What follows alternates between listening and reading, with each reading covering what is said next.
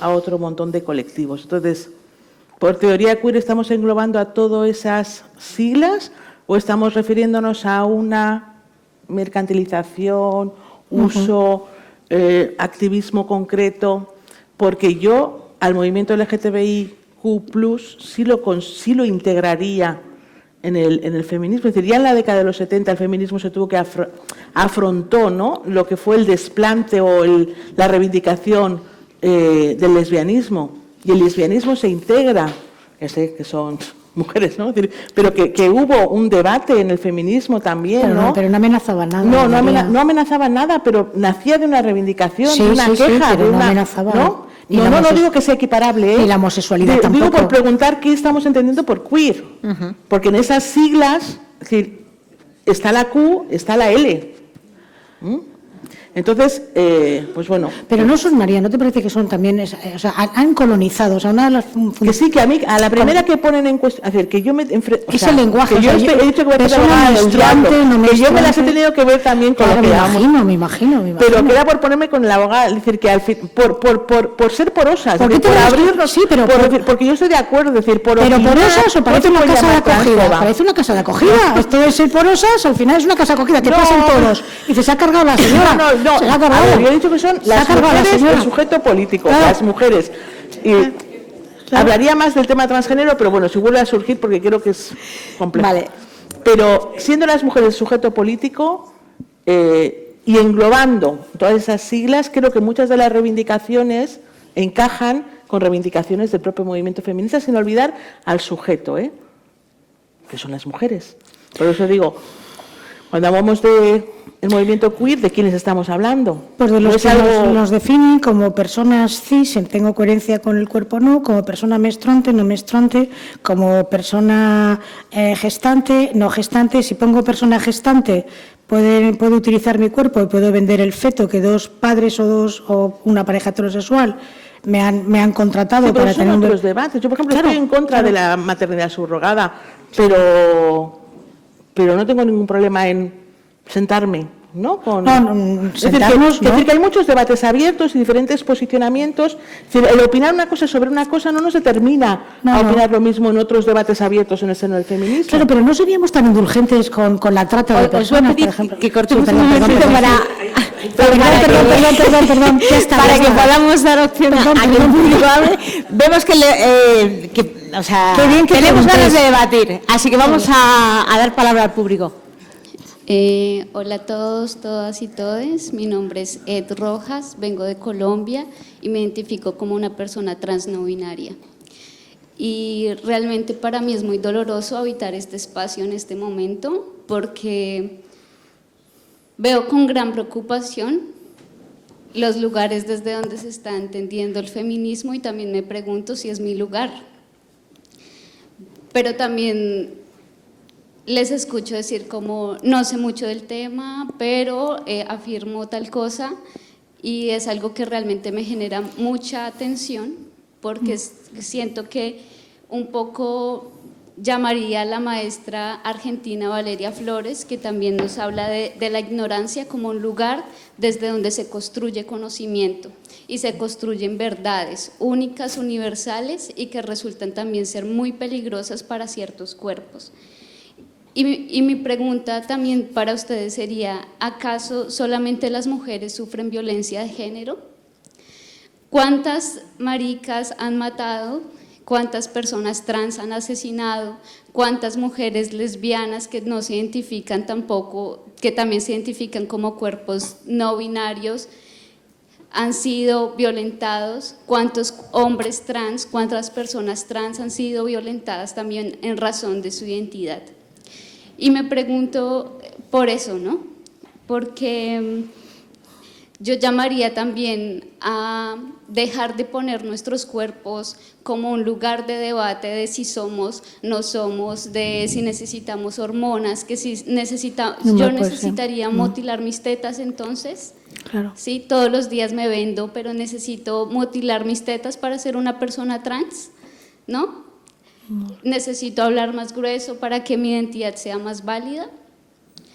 Y me pregunto por eso, porque también cuando siento que se impone sobre nuestros cuerpos una idea, pero también se nos pone sobre la mesa, yo les diría, inviten a mis hermanos, inviten a mis hermanas a dialogar junto a ustedes. No como enemigues, porque siento que también, por lo que hemos visto, somos sujetos peligrosos para el feminismo. Pero también me pregunto por qué somos esos sujetos peligrosos. Sí lo somos, y tú lo has dicho varias veces. Este sujeto queer configura una amenaza para los feminismos. Y me pregunto por qué somos peligrosos. ¿Qué estamos moviendo también en su mundo para ser sujetos peligrosos? Antes de dejar a las ponentes… Y terminaría como con esto de… También invitaría a que nos situemos, porque yo personalmente no creo que la neutralidad exista, sino que qué está pasando y qué lugares también está asumiendo el feminismo cuando se habla de las luchas trans. Cuando nuestros cuerpos trans y nuestras carnes trans nos han pertenecido, cuando tenemos que pasar por todo un proceso de patologización de nuestros cuerpos para acceder a las hormonas, cuando tenemos que pasar por todo un proceso de patologización para decir yo soy, ¿no? Y por otra parte también diría, como ¿cuándo vamos a sentarnos a hablar los feminismos para entender que nosotros desde este lugar no estamos diciendo que las mujeres ya no sufren violencias, que las mujeres ya no son asesinadas, que ya tienen todo resuelto? No, estamos diciendo que hay otros cuerpos que también vivenciamos, encarnamos violencias de géneros, que hay otros cuerpos que también renunciamos a la categoría mujer. ¿Y qué pasa con nosotros? ¿Habrá lugar para nosotros o no habrá lugar para nosotros? Esa es mi pregunta. Antes de darles la voz a María y a Soledad, aclararte que este es un ciclo de charlas que no está acabado aquí, que en la anterior charla estuvo Miquel Misé, o sea que sí que estamos abordando con diferentes perspectivas qué implican todos los debates que en este momento se están teniendo al interno de los feminismos. Solamente por aclarar, y ahora les doy la palabra a ellas. Yo, desde luego, no era mi intención decir lo que tú has entendido. Al revés, o sea, me he posicionado de… Yo creo que se refería a mí. No, hablaba en plural, hablado de las dos. No, yo creo que se refería a mí. Hablado de las dos. Está claro que no nos hemos entendido. Yo he hablado de esa porosidad, o sea, reconociendo una ignorancia, pero no una ignorancia que construye una verdad absoluta, sino una ignorancia que se abre, ¿no?, a que otras personas que conocen, que viven, que encarnan, me cuenten cómo se vive, cómo se encarna y cuál es su demanda. Yo he dicho en todo momento, yo creo que el sujeto político son las mujeres, que las mujeres transexuales son sujeto político, que las mujeres transgénero son sujeto político, que le estamos exigiendo a las personas que quieren transitar unos requisitos que no nos estamos exigiendo a quienes estamos cómodamente en nuestra propia identidad reproduciendo estereotipos de género, ¿de acuerdo? Pero sí creo que el debate se ha enconado y que el debate, quizá por falta de diálogo, por falta de consenso, por falta de encuentro, y que hay una cuestión generacional, y solo hay que ver quién ha aplaudido en la sala y quién no ha aplaudido en la sala. Es decir, hay una cuestión generacional, hay una cuestión ideológica, hay una cuestión de entender, de vivir el feminismo o los feminismos, y hay una cuestión clara de construcción de identidades. Y eso es normal que ponga vamos a decir, que altere, ¿no?, o que inquiete a un feminismo más tradicional, ¿no?, que estaba muy cómodo en la defensa de un sujeto político bien definido. Entonces es normal. Entonces, lo que no me parece normal es que desde el miedo por un lado, ¿no?, o igual no es miedo, es… Yo creo que es un poco cómo afrontar demandas diferentes que no existían antes, que son novedosas, que cuestionan algunos de los principios básicos del feminismo, pero, también desde el otro lado entender que tiene que haber un diálogo, es decir, no una imposición y de repente ahora las cosas son como las afirmamos desde aquí. No, o sea, vamos a ver, ¿no? Es decir, no puedo llamar a alguien transfobo porque no está de acuerdo con cómo se está formulando la ley, o porque no entiende o cuestiona la forma de transitar, o porque no aboga por la mutilación en los tránsitos. Es decir, yo no puedo acusar a alguien de ser transfoba por dar su opinión en ese campo. Yo creo que...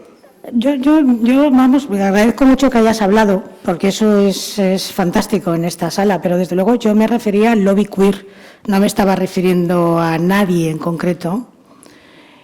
Y el lobby queer sí está utilizando lenguajes donde le parece muy poco pertinente que se hable de mujeres. Muy poco pertinente. Y sí está censurando eso. No estoy hablando personalmente de ti, ¿no? Y yo creo que precisamente fijaos cómo se ha entendido que te han aplaudido a ti pensando, yo creo, ¿no?, que no solo por simpatía, porque te conozcan, sino porque te identifican con un movimiento que está al otro lado. Y esa es la parte que tenemos que salvar, ¿no? Cuando fui a Colombia, las mujeres que habían estado secuestradas por las FARC, jovencísimas, violadas, me dijeron que una forma de volver otra vez a recuperar su vida era estar enamorada del miedo, ¿no? Si el miedo es un puente entre mujeres y vosotros, hay que utilizar ese puente. Pero el movimiento queer, es decir, el lobby, concretamente el lobby, es como si yo hablara ahora mismo pues de otro tipo de lobbies, ¿no? Pues un lobby de otro tipo, me estoy refiriendo a un movimiento organizado que lo que quiere es trabajar dentro de las instituciones políticas, de las instituciones educativas, desautorizando a las mujeres. Sé, por ejemplo, tengo compañeras donde han podido entrar hablando precisamente de vindicaciones del siglo XIX de las mujeres con respecto a la educación, y han dicho que no se puede hablar de mujeres, que hay que hablar de personas cis. Si no establecemos esos puentes, perdemos todos y todas y todes, pero perdemos. Entonces, a mí me parece peligroso, y lo reitero, un movimiento organizadísimo, y digo lobby organizadísimo, no estoy hablando de situaciones personales en absoluto, y me parece además que precisamente a las personas trans, o que estén en tránsito o no estén en tránsito, les interesaría muchísimo tener una buena réplica con las farmacéuticas, tener una buena réplica con lo que significa la hormonación temprana, con que a un niño o una niña de 12 años no se le hormone, porque es irreversible. Y desde el propio movimiento tendría que estar la vigilancia. No desde el lobby, desde el movimiento queer tendría que estar la vigilancia. Y yo les echo de menos. Yo echo de menos a esas mujeres y a esos hombres que se definen queer, que ya no son hombres y mujeres, no son cis tampoco. ¿Por qué no están vigilando y hablando y planteando precisamente en primera línea que hay cosas que no se pueden hacer? Esa es mi posición. Y gracias por preguntar. Gracias, Soledad. Tere. Sí, gracias. Yo creo que queda poco tiempo y que hay alguna otra palabra más, entonces a ver si lo consigo decir muy rápido. Y obvio los agradecimientos a la organización de esta sesión y de las anteriores. No, querría hacer una consideración y dos preguntas muy concretas. La consideración tiene que ver con que, frente a lo que se ha dicho en la primera intervención, respecto a la intervención del público, no conozco el nombre de quien ha intervenido, de que hay un consenso en el movimiento feminista respecto a que las mujeres trans son mujeres, creo que no es así, no hay ese consenso.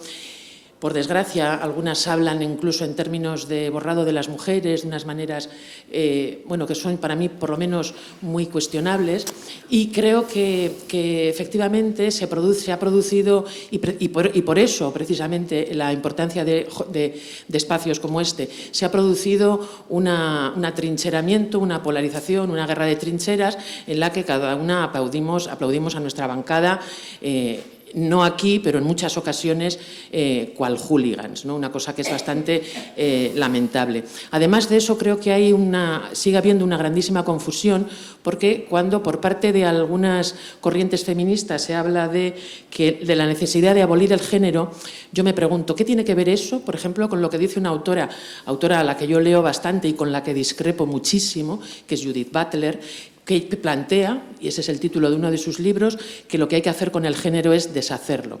Estamos diciendo lo mismo, porque estaría gordo que estuviera diciendo Judith Butler, cuando dice que hay que deshacer el género, digo lo mismo que aquellas que dicen que hay que abolir, lo que es abolir, etcétera. Bueno, eso es complicado.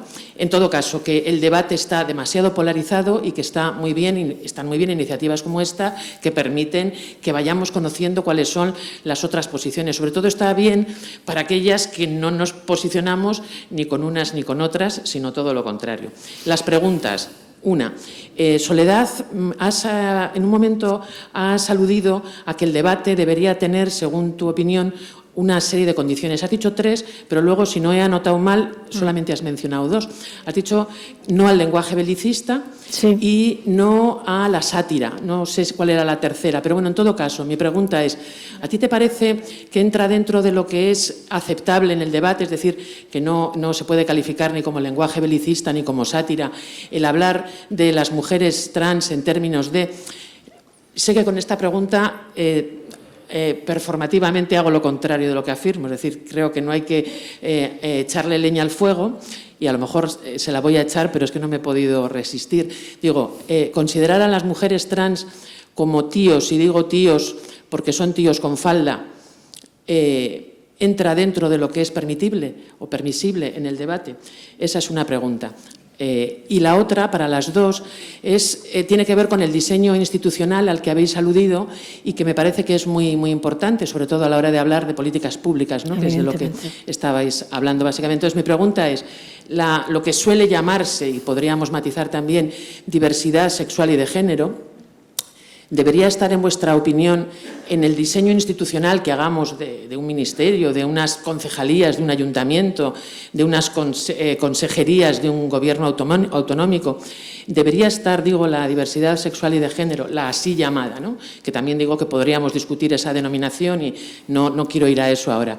La diversidad sexual y de género debería estar al lado de, junto a, cercana a las políticas de igualdad de género entre hombres y mujeres, entendidas así tradicionalmente, o es más conveniente que la diversidad de género se ponga junto a otras diversidades como la diversidad cultural, religiosa, racial, la así llamada también diversidad funcional, etcétera. Esas dos preguntas. Gracias. María, empiezo yo con el tema ¿te parece? A mí me parece que hay que separar agendas. Hay que separar agendas. Y voy a decir 3 ventajas de separar agendas. Si tenemos una agenda LGTBI y tenemos una agenda una agenda LGTBIQ y tenemos una agenda de igualdad, la separación de agendas tiene 3 ventajas. 1, presupuestariamente, no estás trabajando desde la escasez, disputándote recursos económicos. En los países donde están las 2 agendas juntas, no ha aumentado el presupuesto. No ha aumentado el presupuesto. Tener 2 agendas separadas supone que hay un compromiso institucional, también a efectos presupuestarios. Donde no hay dinero, no hay políticas públicas. Eso para empezar. Segunda ventaja. Los consejos ciudadanos, los consejos de la ciudadanía, quiero decir, a efectos son esos consejos donde los gobiernos y las autoridades públicas preguntan a las personas afectadas para diseñar políticas públicas, también deberían estar separados. ¿En qué sentido lo digo? Ahí están los sindicatos, por ejemplo. ¿Los sindicatos están trabajando en los convenios colectivos sobre este tipo de temas? No. Porque como es una amalgama entre igualdad y no igualdad, pues no lo están trabajando. Si tuviéramos el Consejo de Igualdad y tuviéramos un Consejo LGTBIQ, tendríamos, evidentemente, que invitar sindicatos, ministerios, lo pongo a nivel de ayuntamientos, concejalías, lo pongo a nivel de comunidades autónomas, consejerías. Pero si lo tengo todo junto, no hay ningún problema. Las señoras son un colectivo más y los demás, evidentemente, tienen sus especiales características y defenderán su propia agenda política. Y la tercera ventaja también sería un mensaje a la ciudadanía de que tienen entidades propias suficientemente solventes, y no estaríamos en el Día del Orgullo Gay, en el Día de la Contra la Violencia de Género y en el 8 de marzo. Toda la amalgama. Entonces, evidentemente, estoy a favor de separar agendas. Separar para reforzar agendas. Y reforzar agendas, porque que la mayoría de la población esté identificada con un colectivo me parece una malversación, equivalente a la malversación de fondos de cualquier banca impresentable. Es una malversación. Yo pertenezco a la mayoría de la población. El cómo me siento, me deje de sentir, es algo que a efectos de políticas públicas debería estar nítidamente separado. Sí, María. Vale. A esa pregunta no lo sé, ¿vale? O sea, tengo dudas, porque es una duda que se me genera también cuando hablas desde ¿no? Teóricamente, decía antes, ¿no? De la perspectiva interseccional a la hora de abordar los feminismos, y eso cuando lo llevas a la práctica política, ¿no? Y al reparto de recursos y a la priorización de las agendas políticas. Tengo dudas si realmente, tú te veo más convencida, casi, yo creo que me has convencido también. La verdad es que es mejor. Sí, Pero tengo dudas porque si empezamos, por ejemplo, a decir, ¿no? El Instituto, que Emakunde, el Instituto de las Mujeres en Euskadi, pase a ser el Instituto de las Desigualdades. O de las disidencias, como Chile, puede poner pues entonces chilena, ahí realmente estás claramente diluyendo, ¿no? O ampliando, depende de cómo se vea, la agenda política de las políticas de igualdad. Y, pues bueno, tengo dudas sobre la efectividad real o el impacto real que pueda tener en los recursos que actualmente no, o que más adelante se puedan dedicar a políticas de igualdad dirigidas a acabar con la discriminación que sufren las mujeres por el hecho de ser mujeres. Es que fíjate, María, si se llaman las diversidades, el concepto mujer que está en el departamento, según todo recto a la derecha, al lado del servicio. Es el sesgo de entender. Eso es duro.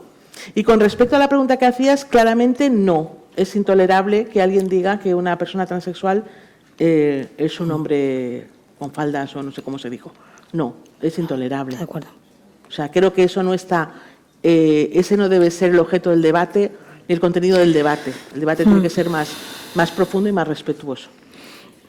Y Soledad, solo porque ha quedado pendiente por aclarar los tres aspectos que consideras que tienen que estar... Los tres aspectos serían la no vigilancia, la estética no es un derecho, en el momento que lesione los míos, como mujer. Sí.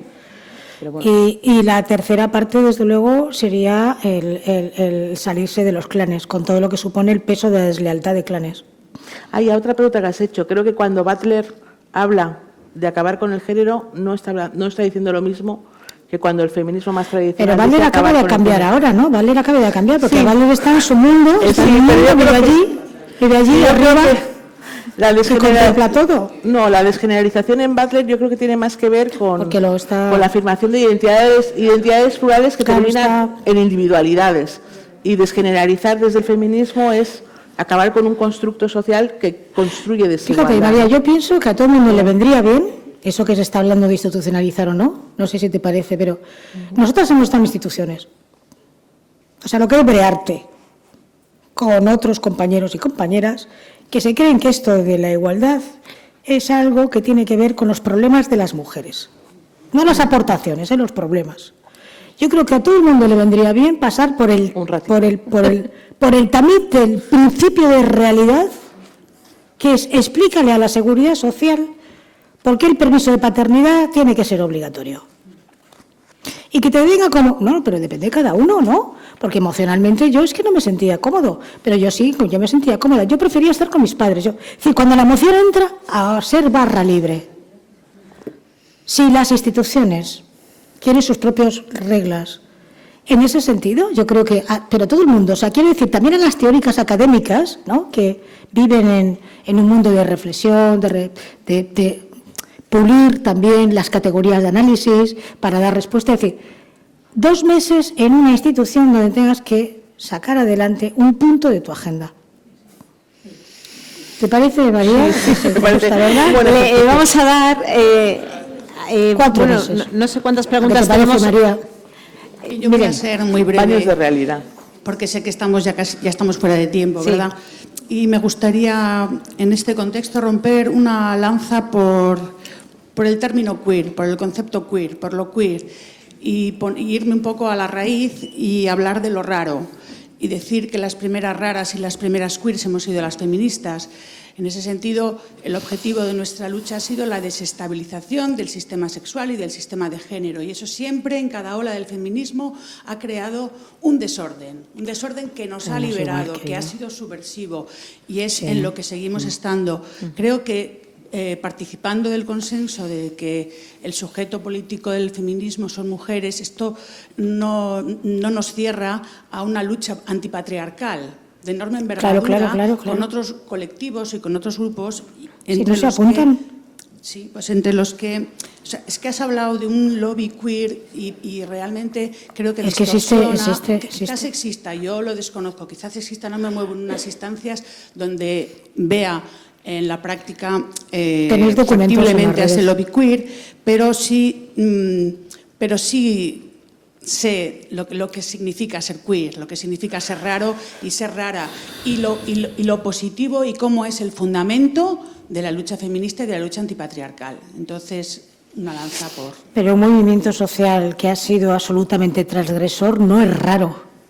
O sea, el movimiento ecológico no es raro. ¿Por qué tenemos que apropiarnos de ese concepto resulta las mujeres?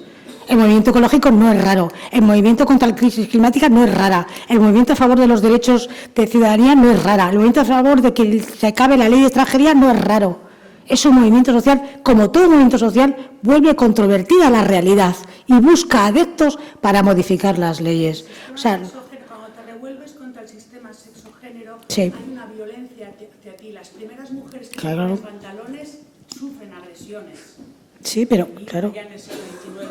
Han desestabilizado el sistema sexogénero. Pero no le llames queer, por favor. Están retando a la Sí. norma sexual y de género. Transgresión, insumisión, Entonces, sí, indignación. reivindicarse de lo raro, porque de lo raro sacamos la Bueno, fuerza que te gusta a ti la para- palabra raro, pues bien. Bueno. Pues no hay nada que decir, pero es así. O sea, que es que la transgresión, la insumisión, la indignación, esas mujeres que dicen, no te compras un Audi mientras tengas que pagar un turno para cuidar a nuestra madre. ¿Eso es un movimiento queer? Pero si no cuidan. Quiero decir, el lobby, insisto con el lobby. Tenéis muchísimos documentos en las redes del lobby. Alicia Millares ha publicado un libro fantástico donde describe cómo nace el movimiento queer. O sea, de verdad, es que es esa la transgresión, el respetarte como individuo, el que no te expolien con el cuidado. Claro, pero es que la denominación, hay etiquetas que te engrandecen y etiquetas que te dejan exhausta. En fin, un poco mi idea. Yo Gracias, voy Miren. al principio para mí del feminismo, lo que era feminismo, Sí, lo que eran. Sí. lo que era el feminismo era un movimiento reivindicativo para los valores, para la reivindicación y para la igualdad de las mujeres. Por eso no entiendo de feminismos, porque no entiendo de movimientos obreros. Decimos el movimiento Ah, obrero están, sí. y hay en el movimiento obrero hay distintas. Yo no entiendo de feminismos, porque cuando hemos estado desde los años 70 en el feminismo, había las socialistas que íbamos a Madrid, había otras, o sea, para mí es el feminismo. Y los últimos papeles que leo desde Durango y desde otras partes, la palabra mujer no entra para nada. Se está quitando, ¿Qué quiere decir se está quitando, que sí. se ha borrado? ¿Quién borra la palabra mujer? Para mí esas dos cosas son muy importantes. Soy muy clásica, la verdad, pero es que para mí es bastante sencillo en el sentido no de ser heterosexual, homosexual o lesbiana. Yo estaba Eso es cada en una Madrid con lo que quiera. En reuniones que decían, las que no sean lesbianas que se vayan. Y hacíamos así, que no nos queríamos ir. Pero, o sea, que ha habido de todo. Pero para mí es el feminismo socialista, feminismo no sé qué, pero un feminismo, no que cada una... Hay tantos feminismos como mujeres. ¿Cómo? Claro, O sea, claro. bueno, quiero decir que es quitar importancia a lo que ha sido el movimiento feminista, desde mi punto de vista. También debemos nuestras leyes al derecho romano. ¿Vamos a renegar del derecho romano? ¿En serio? Es que, claro, si resulta que hay cosas que caducan porque están antiguas, perfecto. Vamos, o sea, estoy viendo a Erdogan aplaudiendo. No, pero yo, Aplaudiendo. Cuando hablaba de feminismo, me refería a decir que el feminismo no es algo homogéneo, cerrado, coherente, consensuado. Es decir, y no ahora, nunca lo ha sido. Es decir, cuando Hemos surge el tenido movimiento diferencias. feminista, y sin irnos muy lejos, es decir, ha habido un feminismo liberal, ha habido un feminismo socialista, ha habido un feminismo de la religioso, diferencia, cristiano, es el de la verdad. diferencia, el de la igualdad. Y hoy tenemos a las mujeres árabes reivindicando un feminismo y acusando al feminismo occidental de ser etnocentrista. Es decir, eso no le quita importancia al feminismo y eso no resta. Lo que quería subrayar es la complejidad que tiene el movimiento, sí. también ideológicamente. Es decir, que esta falta de consenso ahora, ¿no?, en torno a cómo gestionamos la ley trans, cómo gestionamos lo queer, ¿no?, en el movimiento, Sí, es uno sí. de muchos debates que ha tenido y que seguirá teniendo el feminismo. Y es verdad que ahora, yo estoy con Marian,